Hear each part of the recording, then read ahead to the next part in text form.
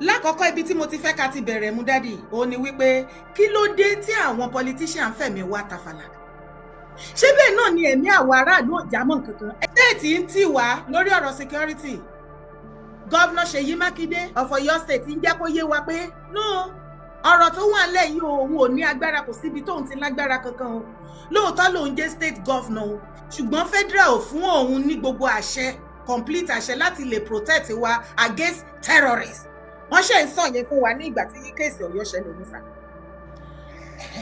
now state federal sorry mo rí tí after few days tí ṣẹlẹ̀ yẹn ṣẹlẹ̀ a rí tí ṣọ́pà gbé bàbá wa CSO Fẹ́mi Gbàjàbíàmílà Nuri Badu NSA àti gbogbo àwọn ṣàtòbí 3-4 tí wọ́n represent President Bola Ahmed Tinubu láti lọ sí Oríire wọ́n dẹ̀ lọ sí local government yẹn direct níbi tí ìṣẹ̀lẹ̀ yẹn ti ṣẹlẹ̀ wọn ò branch ní ọ̀dọ̀ state governor tó já sí wípé àjọṣepọ̀ ò sí láàrin state àti governor àti federal now àwọn bàbá Gbàjàbíàmílà wọ́n wá lọ sí Oríire wọ́n dẹ̀ attend sí wọ́n address àwọn ará Oríire local government àti àwọn tí wọ́n kó ọkọ̀ ayé àtọmọ lọ bọ́ èmi wá wò wípé ibi tí erin méjì bá ti ń jà dádì mi ò tó pòwe níwájú yín sà ẹ ṣe dádì mi wọ́n ní koríko ibẹ̀ ló máa ń jìyà ẹ̀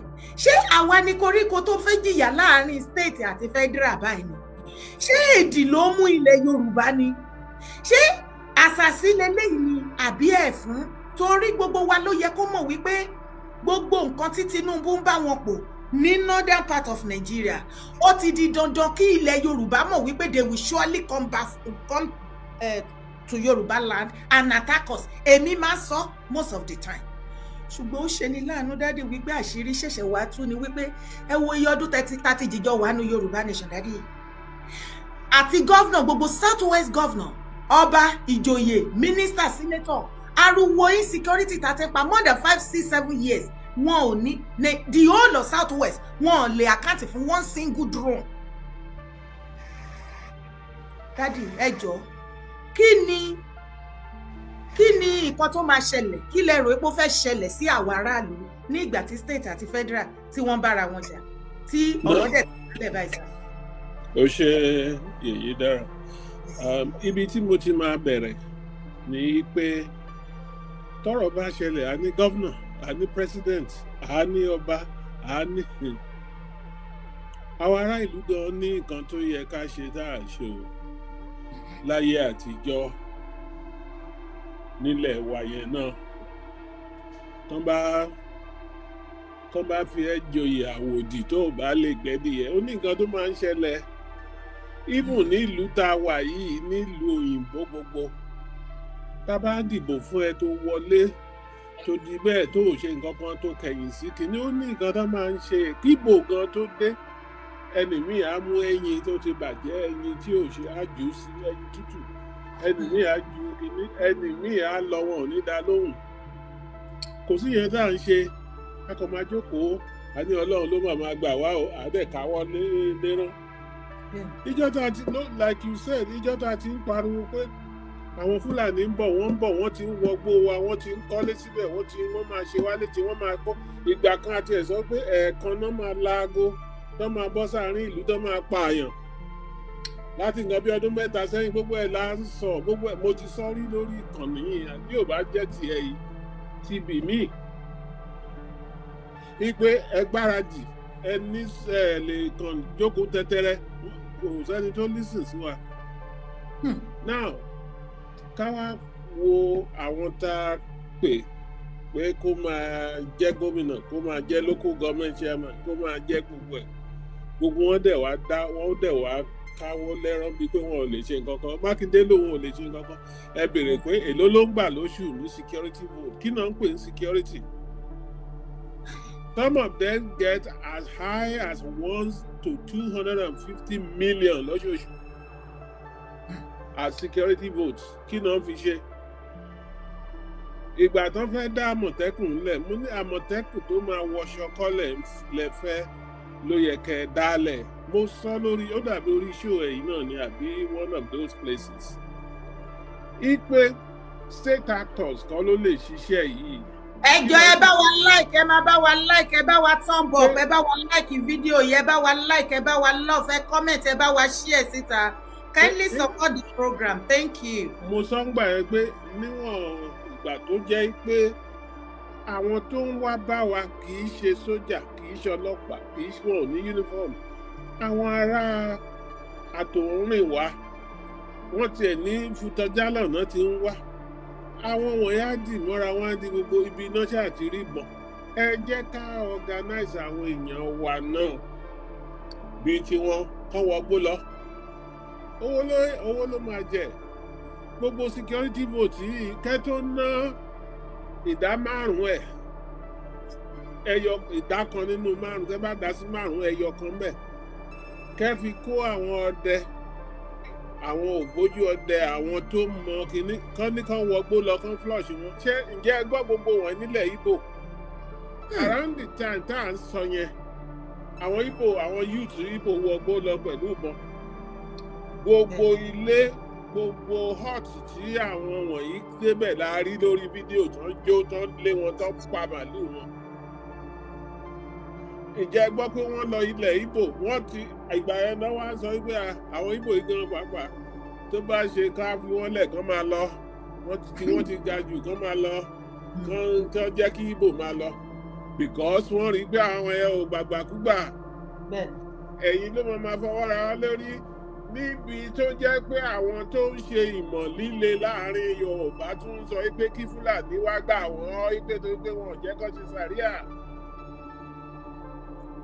Thank you, Daddy. Ibi tí ìjọ̀gbọ́n ti ń dé bá wa ń sìn nìyẹn. Nítorí pé àwọn youths wa wọ́n káwọ́ sókè, ẹ gbà wá o, wọ́n ti dé bẹ̀tẹ̀ àwọn tó wà nílẹ̀ Ìgbò wọn ò kọ́wọ́ sókè. Wọ́n wọgbó lọ. Tí nǹkan bá ti rí báyìí lórílẹ̀-èdè gbogbo ní gbogbo àgbáyé, tá a pè ìjọba tí ìjọba ò dáhùn, tá a pè ìjòyè tí ìjòyè dáhùn, tá a pè gbogbo wọn tó hàn dáhùn, oníkálukú máa tú ara mú ní kọ̀ ẹ̀ ní pé èyí tá a fi mọ́mọ múyàwó lọ lójú òun bójọ́bẹ̀ lòun ní òun á fi jà. Ṣùgbọ́n àwa kan máa dé inú àwọn youth tó ń jẹ. Mo wo fídíò, wọ́n send fídíò kan sí mi lánàá ní bóyá Èkó ni wọ́n ní Fúlàní kan wá. Ọmọ bíi 5 náà rí nínú yàrá tó lọ àmọ́ ibi tó ti kó wọn wá, tó kó wọn sínú yàrá tó tilẹ̀kùn mọ́ wọn. Wọ́n mú wọn. Àwọn kan inú bí àwọn kan wọ́n fẹ́ nà, àwọn Yorùbá ló tún kọ́ wọ́n tẹ ẹ má fi àgbo lọ sọ́dọ̀ ọlọ́pàá. Now tẹ bá máa dé àgọ́ ọlọ́pàá tán mú àwọn wọ̀nyẹn dé láàárọ̀ yìí, wọ́n ti release wọn. Ṣé rí gbogbo kinní wọ̀nyí la ti ń sọ tẹ́lẹ̀ yìí pé nígbà tí wọ́n fẹ́ bẹ̀rẹ̀ Àmọ̀tẹ́kùn mo ní wá. Mo rántí gbà yẹn tá Akérédolú, mo tẹ̀ kọ́ átíkù kan pé Akérédolú lọ wọ kọ́lọ̀ fọ̀rùn kó foríjì níbi tó wà. Tó lọ wọ fìlà, tó dé fìlà field marshal tó máàṣì lọ. Ìjà ò ní ìwọ́de, kí ni gbogbo àṣehàn yìí? Kì í ṣerú àwọn tá a need nìwọ̀nyẹn. Àwọn tó jẹ́ pé tó bá ṣáládàá kò lè rán, tó bá yìnbọn sí lòdì rán, tó máa gba tọwọ́ àwọn yẹn gan pàápàá, tó máa fi lé wọn kúrò ní igbó la need. Ṣùgbọ́n kò sẹ́ni sórí mo máa ń sọ. Tábà tí ń sọ, èèyàn kan ń sọ fún mi pé àwọn kan nínú show wọ̀nyí wọ́n ní bóyá mo gbè sẹ́yìn Tinubu. Náà tí Tinubu bá ní kankan tó ṣe tó dà kó dá, màá sọ pé ó dá. Eléyìí tí ò bá dá, màá tún sọ wípé eléyìí ó kù díẹ̀ káàtó. Because orí eléyìí tó ń sọ wípé federal president in Nigeria, every nook and cranny in Nigeria ní constituency ẹ̀ kò síbi tó lè lọ tán ní kó má lọ. He's responsible from Sokoto to Sokoti àbí tí ló bá níbi tó jẹ́ bẹ́ẹ̀. Daddy, ṣé Mike sáré play video? Torí ó máa bọ́ tẹ̀sí kan tẹ̀ sọ, á lè fún yín ní how to penetrate with it. Mo ti play ẹ̀ náà lẹ́nu ìgbà tí mo dé. Lára fídíò tí Fáyọ̀ṣe tó sọ nípa ọ̀rọ̀ tẹ́ ń sọ sínsìn ni. Ó àtọ̀ wọn kan bú mi nípa ọ̀rọ̀ tí mo sọ lórí tẹlifíṣàn ní pẹ̀lú èmi àti Ṣeun Ọ̀kínbálóyè pé mo sọ pé wọ́n ń pé nípa ọ̀rọ̀ gómìnà ìpínlẹ̀ Ọ̀yọ́ nǹkan tí mo sọ yẹn mo mí nìyẹn ẹskísà tí wọ́n tó dé Àbújá wọ́n dé local government kọ́ tó dé Àbújá wọ́n dé state gómìnà mi yóò lè gómìnà wa yóò lè sọ pé òun kì í gba location o gómìnà yóò lè lóun kì í gba location o kò dẹ̀ sí gómìnà tó ti wà lórí àlééfà nínú gbogbo wa tí ò ní ìdojúkọ either by kidnapping by security challenges. Ìgbésẹ̀ àkọ́kọ́ is for the government, the local government to escalate to the governor. Wọ́n gbé èèyàn ní local government mi o because there must be a location where the incident must have happened. Tọ́ba wọ́n gbé èèyàn, your duty is to escalate it to the state. Nígbà tí èmi ṣe gómìnà, mo fún council chairman ní ohun tí a pè ní security vote. Security vote are money deployed in emergencies to counter and contain challenges. Nǹkan lè ṣẹlẹ̀ gan kó jẹ́ lórí ọ̀nà it's an emergency. Torí àwọn ọmọ kan kú ní ogún ọdún sẹ́yìn nígbà tí mo ṣẹ̀ṣẹ̀ gómìnà ìpínlẹ̀ yìí. Wọ́n kú lọ́nà Oruko yìí lọ́dún Ẹ̀kẹ́. I took a proactive action. I called the president and called the minister. Òun ló fa foundation ọ̀nà tá à ń gbádùn lẹ́yìn yìí. Nǹkan tí mo sọ lọ́jọ́ tí àwọn ọ̀pọ̀lọpọ̀ fẹ́ yé nìyẹn pírẹ́sidẹ̀ntì kọ́kọ́ ò lè fò látàbújá débi sá o. Ìwọ tó ń ṣe gómìnà ló máa kọ́kọ́ take the step tó bá ti ju agbára ẹ lọ you call for an intervention of the federal government. Kò sí president tàbí gómìnà tó ní kó máa jí èèyàn gbé tínú ẹ lè dùn láyé. Is it to his credit or to his support? Ṣùgbọ́n wọ́n ti sọ gbogbo èrò òṣèlú. Question tí mo kọ́kọ́ kí gbogbo èèyàn kọ́kọ́ béèrè mo tún sọ lẹ́yìn ni pé as the president as governor Seyi Makinde contacted escalated this problem to the president at all. Yes, it's in public domain. Ṣùgbọ́n tó bá fẹ́ ká ràn ẹ́ lọ́wọ́ you have to equally be available. Don't turn it into politics. O fẹ́ ti gómìnà tó tọ́ as the president stop you from becoming president or president America mo listen sí láìpẹ́ ó sọ fún gómìnà kan pé I am in charge here as the president.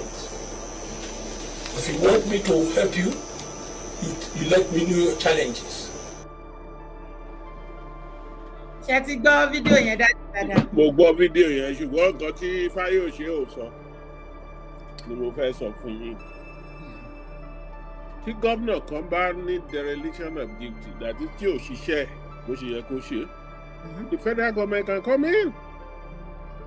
Constituency Tinubu ní Ọ̀yọ́ state wà títí kanra local government yẹn. Tinubu can go there and actually declare a state of emergency lọ́yọ́ through the National Assembly. Tó bá yẹ pé bọ̀bọ̀ kí lórúkọ eléyìí tó wà Ìbàdàn kí lórúkọ ẹ̀ ṣe Mákindé tí ò bá ṣe nǹkan tó yẹ kó ṣe. He can do that through the national. Ṣé gbà tó declare a state of emergency ní Rivers? Ṣé ó tẹ́lẹ̀ yìí ni? Kò tẹ́lẹ̀ yìí náà. Wọ́n pààyàn náà. The video ọmọkùnrin tán pààyàn. He went all over the world. Àwa dúró pé torí pé Mákindé ò pé lóòótọ́. Tó bá yẹ pé Mákindé ò pé. There are ways to deal with it. Wọ́n ní wá. Nǹkan tí Yorùbá fi support Tinubu nìyí and I want him àwọn tó súnmọ́ kó gbọ́ wọ́n nítorí wèrè ìta la fi ní wèrè ilé Tinubu ní wèrè ilé wa and that's where I always tell you wípé ẹ fi ẹ jẹ́ ẹ support òun ní wèrè ilé tó máa kó wèrè ìta tábà dà wá ní kí wèrè ìta bá wá ṣe wá báyìí tí ò sọ̀rọ̀ we are not going to. It's hard for me to justify it. She Mákindé ti parí career.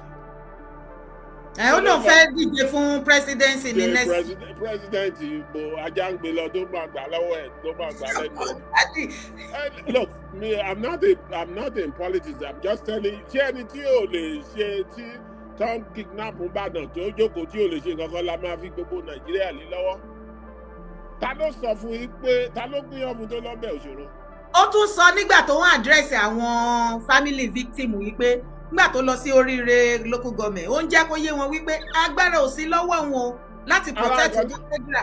Ó ní ká bá dìbò fún òun become president ní 2027 òun àṣọ wa fún maximum protection. Ó tún fi yẹn campaign ṣé ló yẹ kán lẹ́ lókúta kúrò mẹ́. Ní ìmọ̀ kan tó ṣàwọn ọmọ Yorùbá look, ara nǹkan tí mò ń sọ nìyẹn yìí pé kò sí repercussion ní gbogbo all over the world. Tí politician bá mess up instantly náà máa mọ̀ ìdá kan bú wọn ẹni tó bá ṣe gan aṣòkúta mélòó ni ọ̀gá wọn ńlẹ̀ ibi tí mo wà yìí tán ti bá kù. Ṣùgbọ́n nǹkan tá à ń sọkọ yẹn ni pé ọ̀rọ̀ yìí ti wá di kinní sí tó yẹ pé wọ́n ti ń mú terrorist lẹ́kọ̀ọ́ wọ́n ti ń mú terrorist gan àmì wọ́n ti ń mú wọn lẹ́kọ̀ọ́ wọ́n ti ń mú wọn and these are the areas tá a sọ yìí pé that the feel secure. So tó bá ti ara dimension tó wà ní ọgán ní torí Tinubu náà fi bẹ̀rẹ̀ kí kó náà dìde kó ṣe wọn ní pẹ́pẹ́ náà. We don't want to ṣé bí armed forces ìwà ń bẹ ọlọ́pàá ìwà ń bẹ kó dà wọ́n síta pé kán lọ bẹ̀. Àwọn other nations ò kì í ṣe báyìí. Wọ́n máa within 24 hours wọ́n máa surround ibẹ̀ wọ́n máa dẹ̀ wọ́n mọ ibi tó wà náà wọ́n lè sọ pé wọ́n mọ ibi tó wà. They will go there. Daddy, there is something tí ó strange ní ìgbà tí ìṣẹ̀lẹ̀ yìí ṣẹlẹ̀ gbàrà.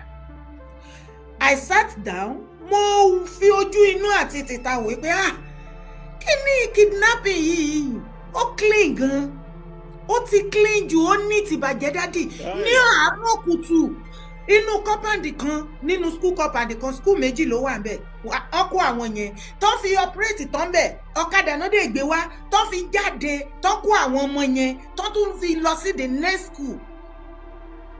Now ìgbà tí àwọn abductor tó máa sọ̀rọ̀ wípé okay o kí ni nǹkan gan tẹ́ fẹ́ gbà o kẹfà àwọn èèyàn lọ́rùn lẹ̀ o wọ́n ní káwọn tó béèrè fún ẹni tí àwọn kọ́kọ́ fẹ́ rí àwọn akọ́kọ́ fẹ́ bá Governor Makinde sọ̀rọ̀ ibẹ̀ yẹn lára ti ń fún mi Daddy because mi ò mọ ti northern part of Nigeria but lẹ́nu ìgbà tẹ́mi bá wọn sọ̀rọ̀ lórí ọ̀rọ̀ security tí mo jẹ́ speaker o tó ti ń jíyàn gbé ńlẹ̀ Yorùbá mi tí rí ìgbà kọ̀ọ̀kan tó ń demand fún governor pé àwọn kọ́kọ́ fẹ́ bá governor sọ̀rọ̀ this is the first time tí máa gbọ́.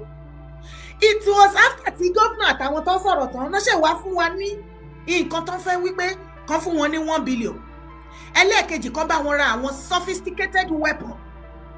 Ìkẹta wọ́n ní láti lọ ṣe kí ni wọ́n ní láti lọ gbé sharia kan fi sharia kan implement sharia sínú constitution Ọ̀yọ́ state. ṣé wá rí ọ̀rọ̀ yẹn rèé ẹ mọ̀ pé there was a time tí wọ́n gbé Gumi wá sí Ìbàdàn. Àwọn information ló ń lọ káàkiri allegedly lára àwọn information tá a gbọ́ ni wípé kí Gumi tó wá wọ́n ní allegedly pé Sultan àti Mákindé wọ́n ti ṣe meeting pẹ̀lú Gumi níbo àmọ́. Now ìgbà tí wọ́n wá gbé Gumi dé tí gbogbo kinní yẹn lọ everybody ń wò pé ọ̀ràn lẹ́gbẹ́ wọlé ìyá kíríkà ní o the same mat everybody ń sá fún lẹ́yìn gbé wá kí ló wá ṣe ńlẹ̀ Yorùbá kí lẹ gbé wá ṣe fún. náà wá tún jẹ́ kọ́lá tún gbọ́ information online wípé well wọ́n ní wọ́n fẹ́ implement wọ́n wà ọ̀nà bó ṣe bí Mákindé ṣe máa bá wọn implement sharia ní Ọ̀yọ́ state with a lot of money. Daddy eégún àti ro wọlé tó tún ṣe bí òwe níwájú yín èèyàn àti ro jáde Daddy ẹjọ́ ńgbà tó náà fẹ́ rí gọ́vnà lákọ̀ọ́kọ́ kí ni nǹkan tó ń di tó wà láàrin àwọn àti àwọn kidnapper yẹn tó ṣe ń dìmáàdì fún gọ́vnà Daddy. That is why tí mo sọ pé federal government ló yẹ kó intervene sí àwọn ọmọ wọ̀nyẹn ti ń pẹ́ jù ní igbó kán wá bọ́n ṣe máa free wọn and arrest those people. You see ṣé Ṣèyí Mákindé fẹ́ ọ̀rọ̀ ara 50 billion tí Fáyọ̀ṣe lòun gbé ó ná fọ́ ọmọ ẹ̀ tó bá wá mú torí nígbà tó bá máa kúrò ní gómìnà Ọ̀yọ́ state ó lè wá ní bóyá sọ pé balance yẹn lòun kó fáwọn terrorist ni torí ó ì máa ṣe àlàyé ìyókù tọ́ba ó ní 30 billion péré lòun gbà. 30 billion nínú receipt 30 billion kan fún. ó ní 30 lòun gbà ń pẹ́ ókè ó lòun ná 4 mbẹ́ èló lákù ákù 26. bóyá wá ní 26 yẹn lòun kó lọ sí àwọn terrorist bóyá nǹkan tó wá gàn ní but tó bá lẹ́ni tí tó ò bá fi 26 billion pẹ̀lú kó sọ wípé ara owó tó ń gbà lọ́wọ́ federal pẹ̀lú owó míì lẹ̀ tí ò sí mbẹ̀ àwa igan máa petition sí ICPC àti kìíní pé kán béèrè ibi tó kówó yẹn sí tó bá dẹ̀ jóun ló gbé tó ń fẹ́ kẹ̀kẹ́ mọ́tò lòun fẹ́ fi ṣe election pẹ̀lú owó Ọ̀yọ́ àbámbẹ̀ náà kọ́lọ̀ dẹ́mi gbogbo wá sí but the point I'm making ni pé we know that we have a very useless government ní Ọ̀yọ́ ń sìn playing politics with the life of the people. Yes. But I'm now saying that the federal government has to come in because the president's constituency kò sẹ́ni tó lè sọ pé president ò lè wọ bìkan Nàìjíríà because gbogbo Nàìjíríà as a whole ló dìbò fún. Wọn kò need the invitation láti dé because and I'm saying it.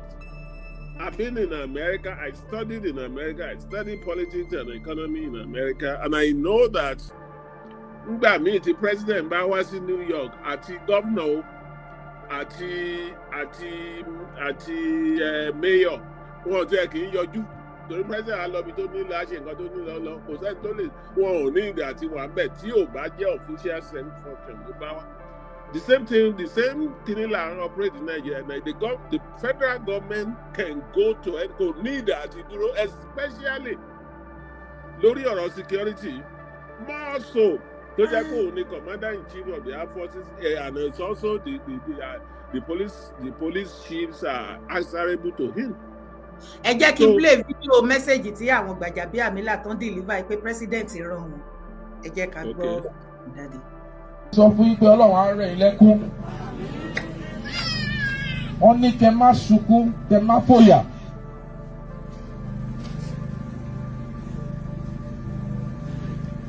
pé níbi tí àwọn wà lẹ́ni àwọn mójútó gbogbo tó ń ṣẹlẹ̀.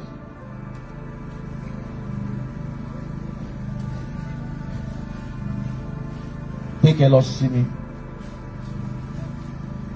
kẹ́ ní fọkànbalẹ̀ pé ìjọba àwọn President Bola Ahmed Tinubu wọ́n wà lórí situation tàbára wa.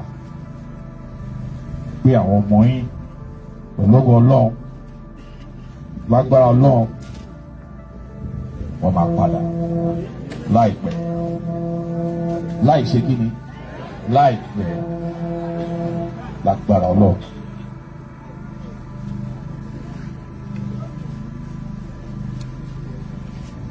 wọ́n dẹ̀ fi yé wa pé àwọn kan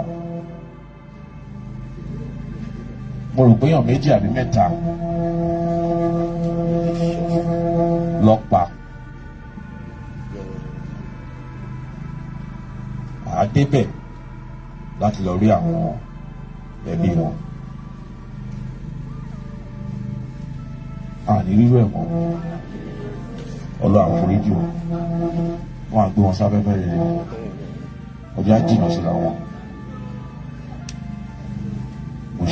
ẹ ṣé mo dúpẹ́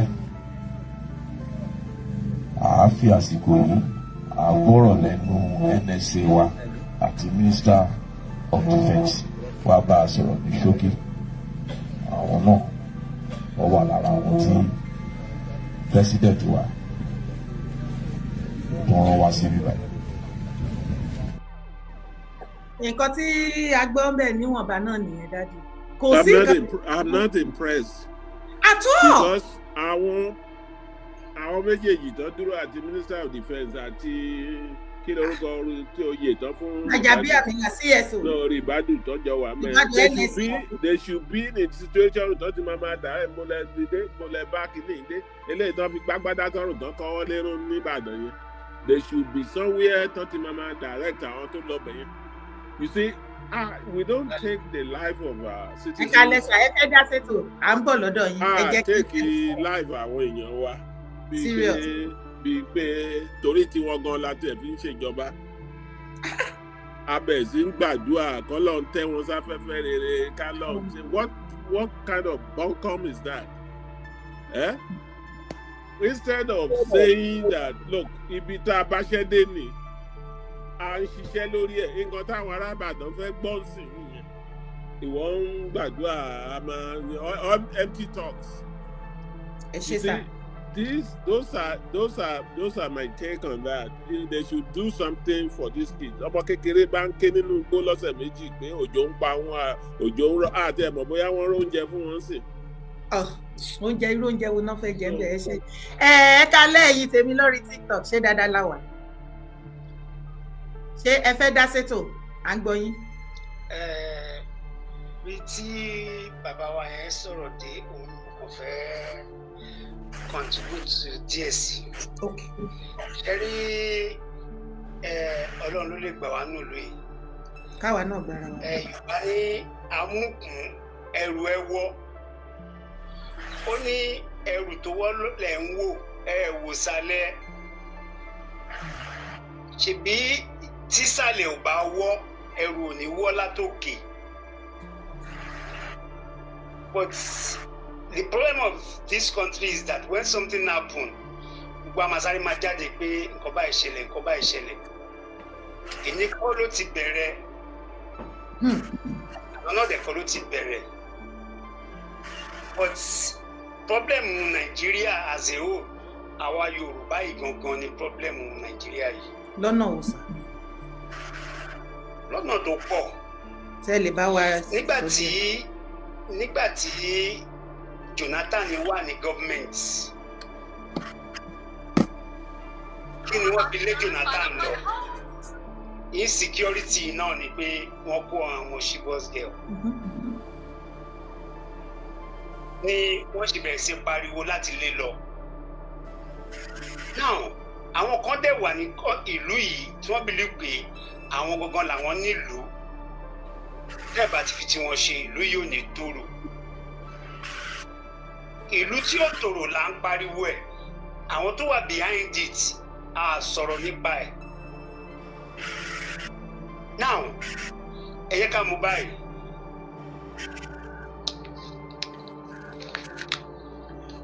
During Ọbásanjọ́ regime, àwọn kan jáde wọn láwọn àjàǹgbara kọ́ra wọn l'OPC. Àwọn OPC bẹ̀rẹ̀ sí dàlúrú ńgbà yẹn, ìjà níbí ìjà lọ́hùn ìjà gbá ìjà wo. Ọbásanjọ́ give an order, ibi tó máa ti rí OPC, wọ́n pa wọ́n dànù ni. After that, by doing that, gbogbo kìíní yẹn lọlẹ̀ wíì. Kò sí wàhálà OPC àbí nǹkan kan mọ́. Now, Buhari ó bẹ̀rẹ̀ sí rú Nàìjíríà. Àwọn báńdíìtì Boko Haram wọ́n bẹ̀rẹ̀ sí jáde ó ń dìde. Kí ni Buhari ṣe sí ńgbà yẹn? Ṣé wọ́n kan owó wò wọ́n? Now, wọ́n wá pe nìkan ní Ubasani, wọ́n sẹ́nitọ̀ ní Kánò. Mo gbọ́ ọ̀rọ̀ ẹ̀ ní last 3 weeks. Ó nígbà tí Buhari wà ń bẹ̀, ẹ̀yin northerners ẹ̀ dìde pé ìlú ń dàrú, insecurity wà. Tó bá ti kọ southerners, tí southerners bá ti wà ń bẹ̀, ẹ bẹ̀rẹ̀ sí í dìde pé ìlú ń dàrú, ìlú ń dàrú. Àjàlá tá náà, ẹ̀yin náà kọ́ òun. Àwọn northerners ti bí ìlú gbé àwọn làwọn ní Nàìjíríà, wọ́n dẹ̀ bẹ̀rẹ̀ sí dàlúrú káàkiri. Ẹ̀dùn wa sọ lẹ́ẹ̀kan pé ó yẹ kí president sáré come in kó ṣe state of emergency. nígbà tí gọ́ọ̀mẹ̀ntì Tinubu tó ṣe state of emergency ní Rivers State nígbà tí àwọn èèyàn pààyàn lóòótọ́ o but nígbà tí wọ́n lọ bọ́ǹbù pipeline epo, the lifeline of economy of the country, wọ́n lè rí pé wàhálà tí ń ṣẹlẹ̀ pé ó máa affect gbogbo the nation. Don't dẹ̀ bá tọ́jú ẹ̀sọ́ tí ó gbọ́. Now tó wá ṣe state of emergency síbẹ̀. Màmá ṣé ẹ mọ̀ pé àwọn tó kọ́ jáde tó ń bú Tinubu àwọn ọmọ Yorùbá ni. Àwọn lọ́ọ̀yà wa San Falana àwọn lọ́kọ́ dìde pé gọ́vnà president ò ní ráìtì ẹ̀ kò ní ráìtì ẹ̀ nínú ọmọ Yorùbá náà. Now irú eléyìí wá ṣẹlẹ̀ ń sìn yín. Gẹ́gẹ́ bí Fáyọ̀ṣe sọ lẹ́ẹ̀kan máa gbogbo gọ́vnà kí ló dé tẹ́kọ̀ọ́ fi wà peaceful díẹ̀ nítorí pé security vote tó fún wọn ó ṣe oríṣiríṣi security àwọn NLDC àbí kíní kan Labourwood ó gbà ń fún wọn salary àwọn OPMESA ó ń fún wọn salary. Wọ́n tún ní àwọn security organization wọn ní Lagos State níbẹ̀. Organization nítorí security vote tó ń fún wọn ló fi lè ṣe gbogbo yẹn federal government kan ló ń ṣe o. Ẹjọ́ àwọn other governors wà ń kọ́ but they are collecting the same security. Question tí mo ń béèrè náà nìyẹn. Now if we are attacking the federal government, why the governor are the chief security of their states? Wọ́n tó jẹ́ pé tẹ bá sọ pé ẹ̀yin báyò ó yá ẹ wá dúró síbi fẹ́ máa fún wọn sálárì. Gbogbo security vote nítorí pé ẹ ti mọ̀ pé security vote yẹn kò sí EFCC tó lè probe yín lórí security vote yẹn. Ẹ wá ń dá security vote yẹn náà. No Nigerians tó sọ̀rọ̀ o. Protest because of that o.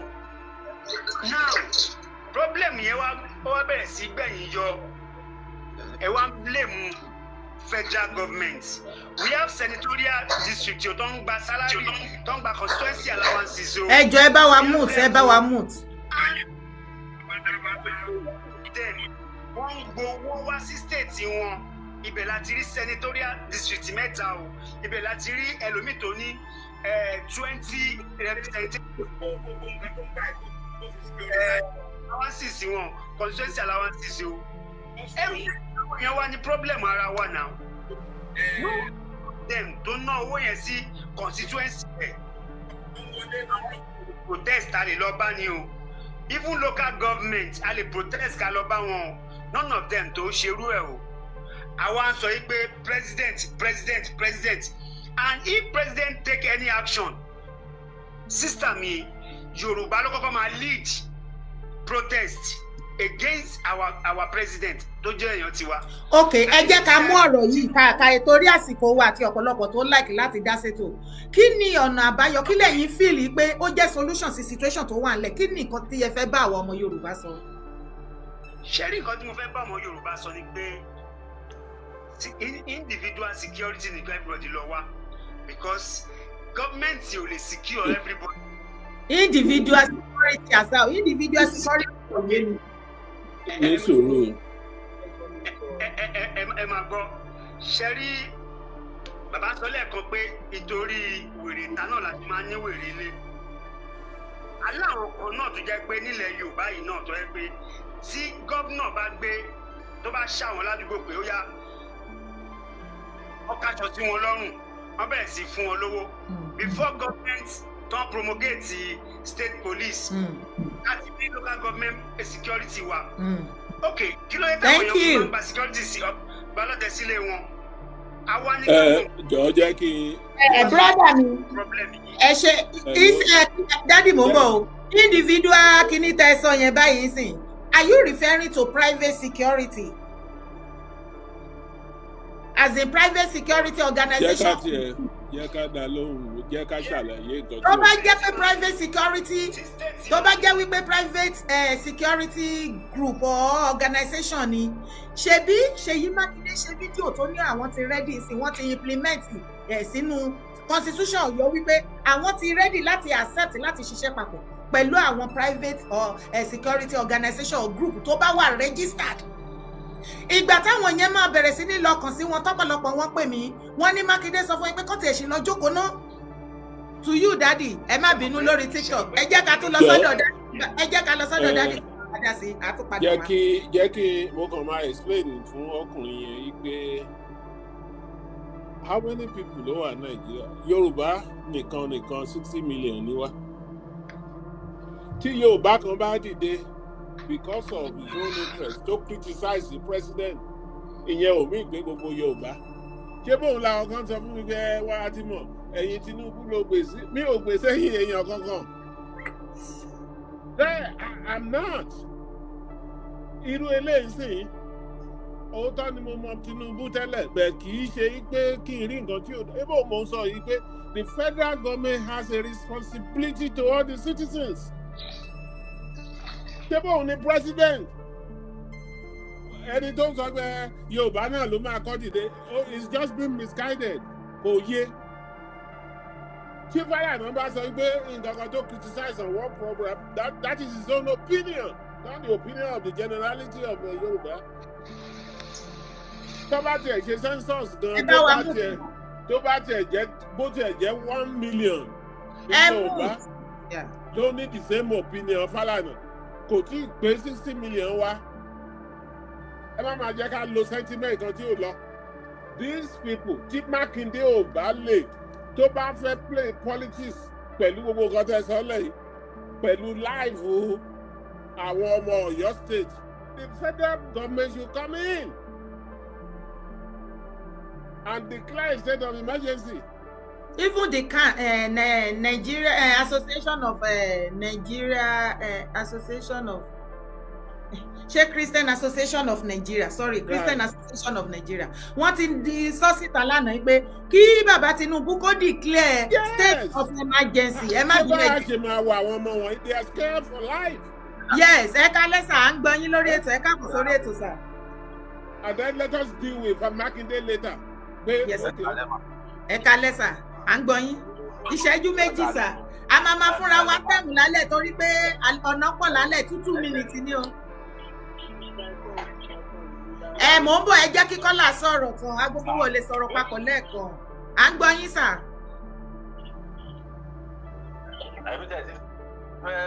Èmi ti fẹ́ kọ́ọ̀tì pé ọjọ́ tẹ bá ti gbé jáde mi wá mi ẹ̀ kí n rí fóònù mi gbé, mo tẹ̀ dúpẹ́ lé. Ẹ má wọrí, ẹ bá wa go straight to the point because ọ̀nà pọ̀, ẹ má bínú. Ẹ jẹ́ sáré fún sí bàbá náà. Sáré fún sí bàbá. Ó yẹ kí o. Dáàdì ẹ ṣeun gan o. Yes, ẹ ṣe. Ọlọ́run á túbọ̀ lọ́ra ẹ̀mí. Thank you. Ẹ̀dẹ̀ ní pẹ̀lú ìyá o. Thank you. Ṣẹ́rí kéèsì tó wà lẹ̀ is very very simple. Gẹ́gẹ́ bí ẹ̀dá àjẹsọ lẹ́ǹkan wípé ó clean. Eégún àtiró wọlé, èèyàn àtiró jáde, tá ní ọmọ gbégbón àtiró tó wọlé lèèyàn àtiró tó jáde, kó má dàbí òwe sá. Wọ́n pa mí. Ṣẹlẹ̀ yìí. Wọ́n fi ń play game ni. Wọ́n wá dùn mí pé àwọn ògo wẹrẹ ọjọ́ ọ̀la wa, àwọn náà fi ń gbá géèmù yẹn. Wọ́n lè ṣe bí lè ṣe kà tó máa ṣe lọ o. Ọjọ́ kan ń bọ̀ o, nínú gbilẹ̀ lẹ́yìn àṣùṣù jẹ o. Torí tí wọ́n bá ṣe, wọ́n máa lérò pé wọ́n máa mú jẹ o, àrọ́mọdọ́mọ wọn máa jẹ́ nú ìyá yìí o.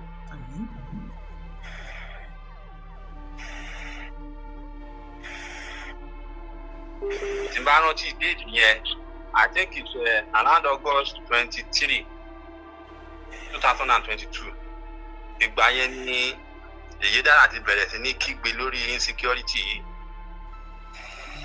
Wọ́n ti bẹ̀rẹ̀ sí ní pariwo wípé náà. Ṣé lóòótọ́ ni Báyọ̀ Abíkóyè wọ́n ní just continue with question and answer, one of the pupils died today. Ìkan lára àwọn ọmọ yẹn ti kú. Ẹ̀rí nǹkan tá à ń sọ bẹ́ẹ̀. How much longer? Bá a ṣe sọ̀rọ̀ lọ́wọ́lọ́wọ́ yìí, níbi báyìí òjò ń rọ̀. òjò yẹn dẹ̀ rèé orí àwọn ọmọ yẹn ló máa rọ̀. So gẹ́gẹ́ bí dáàdì ṣe sọ lẹ́ẹ̀kan pé president ní authority láti wọ anywhere ní Nàìjíríà yìí àfi tó bá jẹ́ pé wọ́n ti mọ̀ láàrin ara wọn pé nǹkan tó wọ́n fẹ́ fi gbá géèmù nìyẹn. Wọ́n ní wọ́n sọ pé kọ́ máa lọ ọbẹ̀ pé tí àwọn sójà bá wọ ọbẹ̀ pé wọ́n máa tó bá fagídí fẹ́ lọ rescue àwọn tó kó lọ pé wọ́n lè pa gbogbo wọn.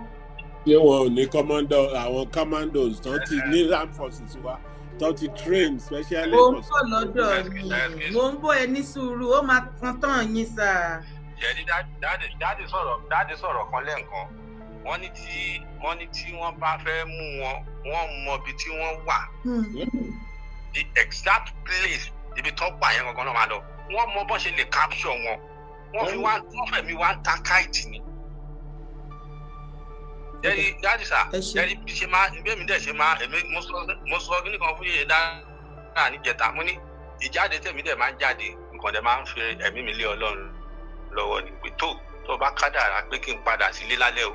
Mo ṣọpẹ́ lọ́dọ̀ ẹ o. Wọ́n tó bá jẹ́ pé bó ṣe rí náà nìyẹn tó Ọlọ́run kó gbà o. Dádì Nàìjíríà sí ni.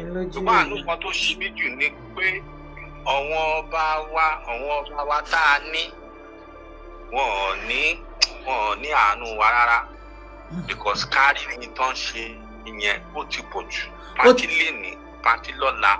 Ó yẹ ẹ bá wa jump sí kí ni solution sà, kí ni solution torí àwọn èèyàn tó fẹ́ dá sétò pọ̀ torí àsìkò, kí ni solution tẹ̀lé advice wa sà. Solution ni pé kí federal government ní order tó bá jẹ́ pé ní lọ́ máa order àwọn traditional vigilante ló ń pè àbí kí ló ń pè àwọn security tìbílẹ̀ yẹn tó bá jẹ́ pé wọn náà máa order wọ́n mọ nǹkan táwọn bàbá wọn wá lò láyé ìgbà yẹn tó dẹ̀ sì wà tí ò tí kú tán lè rí wọn mú. All right, ẹ ṣé. Ebi wọ́n ṣe kan ní mẹ̀sí lẹ́nu ọjọ́ mẹ́ta tí wọ́n lọ mú wọn nú àpáta. All right. Kan tó kàn dùn mí jù fún ọ̀yẹn ni pé wọ́n lọ ń ṣe fíìmù tó yẹ kán kúkú yanjú wọn síbẹ̀ lẹ́sẹ̀kẹsẹ̀. All right, ẹ ti fún wa ní solution. Wọ́n lè ṣẹ́ ìgbálẹ̀ sórí oko wọn wá dẹ̀ ní kán máa lọ. Lọ́rọ̀ kan ṣá anyone tó bá ti arrest kó má fà lọ́pàá lọ́wọ́ àbí. Wọ́n bá dẹ̀ fà lọ́pàá lọ́wọ́ wọn máa padà fún wọn lẹ̀ ní àwọn ọlọ́pàá àbọ̀ máa ń ṣe wá ní jàmbá. All right, ẹ ṣé gan ni ẹ jẹ́ ká tún gbé kọ́lẹ̀ lọ. Ìgbà tí Fáṣọlá wà lórí òyìn lẹ́kọ̀ọ́ nígbà tó ń ṣe kíní wọ́n ní anybody tó bá ti bá ammunition tó bá lọ́wọ́ ìyẹn ni kàn fi pa. Okay, ẹ ṣé. Thank you for the contribution sir. Àmì sir. Ó yá Larry à ń gbọ́ yín. Ẹ máa bá wa gbóhùn sókè o, ẹ bá ohun bedroom voice ilẹ̀ ń lò yẹn orí ètò láwọ̀ ẹ gbóhùn sókè ká gbọ́ yín.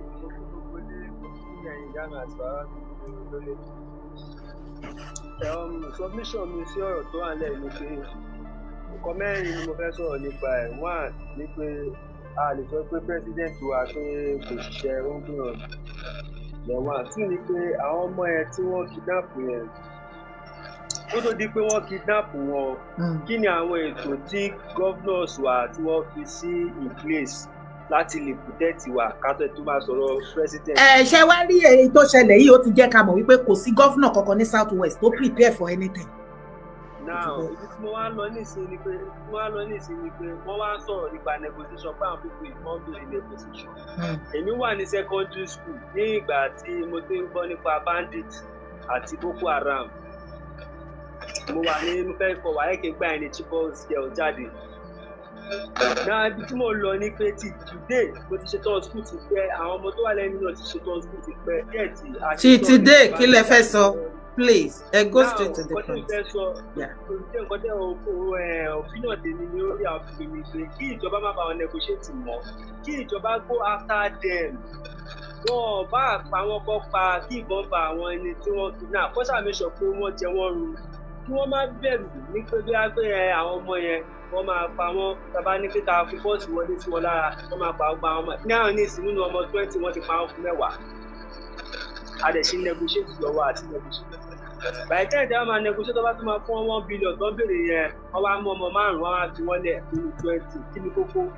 kò dẹ̀ ń ṣe pé àìlè tán kó lọ yẹn ni the last o wọ́n tún máa kó sí ni o wọ́n tún máa padà wá tó ń béèrè fún weapon because information tá a gbọ́ ni wípé àwọn tí wọ́n ṣiṣẹ́ yìí gangan wọ́n ní àwọn terrorists tó break látọ̀dọ̀ ISIS ISWAP Lakurawas and Boko Haram àwọn yẹn yapa kúrò ńbẹ̀ wọ́n wá kóra wọn jọ àwọn wá fọ́ọ̀mù new group wọ́n wá fẹ́ tẹ̀dó sínú ilẹ̀ Yorùbá nísìn ọ̀nà ṣe ń demand fún sophisticated weapon 1 billion àti pé kí wọ́n kàn fọ́ọ̀sì pé wọ́n ní láti fọ́ọ̀sì sharia law tó bá ti fọ́ọ̀sì tí Mákindé lọ kọ sharia law tó ní Ọ̀yọ́ state ó yá kó bẹ̀rẹ̀ sí ní practice sharia law wọ́n á múfù lọ sẹ́kìtì wọ́n á múfù lọ sóńdó tó fi máa ṣe gbogbo ilẹ̀ Yorùbá ẹ wá ní àwọn chief imam tó gbé Gumi wá sílẹ̀ Yorùbá ẹ wá ní wọn mọ̀ sí what are our governors still doing tí wọ́n lọ arrest gbogbo wọn pátápátá bí àìṣe ń sọ̀rọ̀ yìí Gumi Mufti Ìwó ó sì ń lẹ́nu bebebe lórí fídíò ẹ̀ lójoojúmọ́ wípé Ọ̀yọ́ state must have accepted sharia by fire by thunder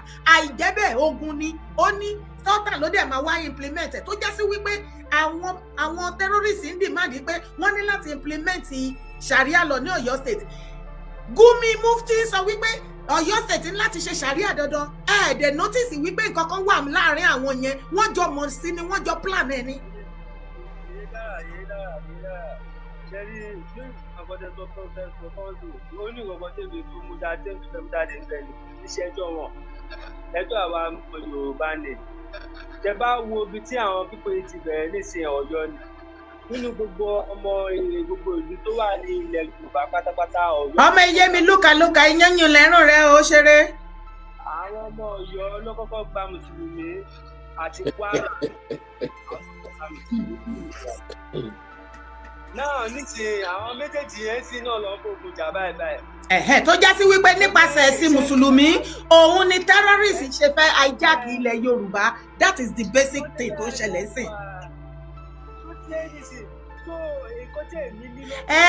Akínyẹlé Clinton, you are welcome from Canada. ẹ jẹ́ ká yọ ẹ̀sìn kúrò nínú gbogbo òṣèlú tá a bá ṣe pátápátá. ẹ jẹ́ ká yọ ẹ̀sìn kúrò bẹ́ẹ̀ tó bá fẹ́ ṣe òṣèlú ìsìn wá ní Muslim ticket Christian ticket. Muslim ticket ti lànà báyìí yóò ti dojúrú. ẹ̀rí o listen gbogbo yìí dẹ̀ ń sọ. ẹ jẹ́ ká tún lọ brọ́dà mi láre ẹ jẹ́ ká tún bọ̀dádì kí tó dọ́dọ̀ yín ẹ jẹ́ ká gbọ́ ọkọ̀ tí bàbá Ṣọ̀ún Ògbómọ̀ṣọ́ sọ́nbù. wọ́n bọ́ àdírẹ́sì gbogbo. wípé tó bá jẹ́ ọmọ gómìnà ọmọ president tí wọ́n ti ń ṣe nǹkan nípẹ̀ ẹ jẹ́ sọ fún yín ìdí tí wọ́n ti lè ṣe ju iṣẹ́ tí wọ́n ń ṣe lọ níbi tó bá jẹ́ pé ọmọ tìmọ̀ ló wà níbẹ̀ nǹkan táwọn òyìnbó ń pè ní collateral damage nítorí ibi tí àwọn èèyàn yẹn wà tí wọ́n bá storm wọn pẹ̀lú nǹkan tí a rí tí wọ́n ti ṣe tí wọ́n ti dúnbú èèyàn kí ló wá kù wọ́n máa fẹ́ pa àwọn iye èèyàn tí wọ́n lè pa ní. mo lọ síbẹ̀ ní ọjọ́ sátọ̀dé ọ̀pọ̀lọpọ̀ mọ́tò sójà àárẹ̀ àwọn sójà wọ́n pọ̀ ń bẹ̀ nǹkan tí èèyàn máa rò ní pé pẹ̀lú gbogbo àwọn sójà tó wà bí wọn ò ṣe lọ síbẹ̀ bọ̀ wọn ò lè lọ ọbẹ̀ ibi tí wọ́n mọ̀ fún wọn wà. dádì ṣe ti gbọ́. gbogbo the popcorn nìyẹn ṣé bàbá yẹn ti dé ẹ máa ní kò sí nílé tẹ́lẹ̀. number one àwọn soldiers wọ́n ní èmi ò wá mọ bí sójà ti wá ṣe rí every military in the whole world wọ́n láwọn tó ń pè ní commandos tó jẹ́ pé specialty wọn nìyẹn. ok wẹ́rú ọmọ kékeré tán ló tún kú bí yìí ṣé ok kí ni difference pé kìíní ẹni kú tí ìyá jẹ́ pa àti ẹni tí ó kú during the process of rescue. But what we are saying is this: soldiers níjọ́ tá a tiẹ̀ ti ń rí àwọn terrorists ó yẹ kí ìjọba kí arm for even ọlọ́pàá kan ní àwọn tó ń pè ní jẹ́ bí àwọn kan kóra wọn jọ ní ọ̀gá ní ọlọ́pàá tá ní àwọn special square àwọn kìnnì kan tí àwọn yẹn ò mọ bọ́n ṣe lè lọ. They will quietly go there in the night. Wọ́n dẹ̀ ṣọ́ wọn. ṣe bí ibo tẹ bá wo kinní pẹ̀lú drone lásán ẹ lè mọ gbogbo nǹkan tó ń ṣe activities wọn. So dájú kò bá síbẹ̀ kọ̀ọ̀kan tó ní drone nílẹ̀ Yorùbá.